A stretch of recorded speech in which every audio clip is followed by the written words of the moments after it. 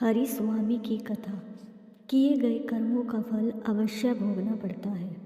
वेताल ने पुनः कहा, राजन, चूड़ापर नामक एक रमणीय नगर में चूड़ामणि नाम का एक राजा राज्य करता था। उसकी विशालाक्षी नाम की पतिव्रता पत्नी थी। रानी ने पुत्र की कामना से भगवान शंकर की आराधना की।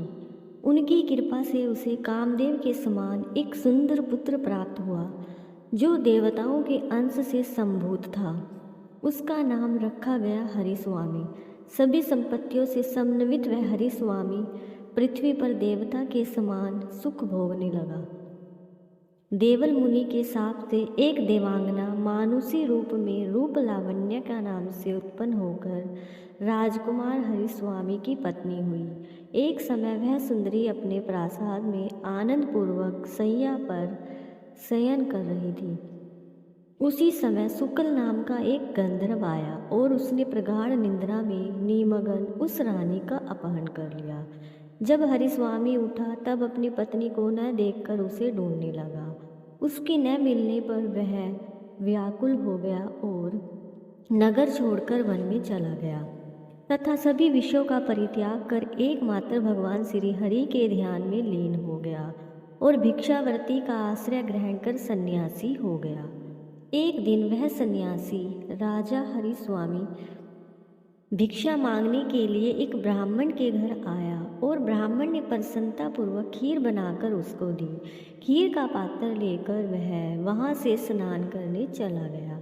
खीर का पात्र उसने वट वृक्ष पर रख दिया और स्वयं नदी में स्नान करने लगा। उसी समय कहीं से एक सर्प आया और उसने उस खीर में अपने मुंह से विष उगल दिया। जब सन्यासी हरिस्वामी स्नान से आकर खीर खाने लगा तो विष के प्रभाव से वह बेहोश होने लगा और उस ब्राह्मण के पास आकर कहने लगा, अरे दुष्ट ब्राह्मण, तुम्हारे द्वारा दिए गए विषमय खीर को खाकर अब मैं मर रहा हूँ, इसलिए तुम्हें ब्रह्म हत्या का पाप लगेगा। यह कहकर वह सन्यासी मर गया और उसने अपनी तपस्या के प्रभाव से शिवलोक को प्राप्त किया। वैताल ने राजा से पूछा, राजन, इनमें ब्रह्म हत्या का पाप किसको लगेगा, यह मुझे बताओ। राजा ने कहा, विषधर नाग ने अज्ञानवश स्वभावतः उस पायस को विषमय कर दिया, अतः ब्रह्म हत्या का पाप उसे नहीं होगा। चूंकि सन्यासी विभूषित था और भिक्षा मांगने ब्राह्मण के घर आया था, ब्राह्मण के लिए वह अतिथि देव स्वरूप था, अतः अतिथि धर्म का पालन करना उसके कुल धर्म के अनुकूल ही था।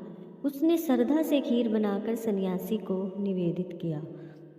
ऐसे में वह कैसे ब्रह्म हत्या का भागी बन सकता है? यदि वह विष मिलाकर अन्न देता तभी ब्रह्म हत्या उसे लगती, क्योंकि अतिथि का अपमान भी ब्रह्म हत्या के समान ही है, अतः ब्राह्मण को ब्रह्म हत्या नहीं लगेगी। शेष बच गया वह सन्यासी।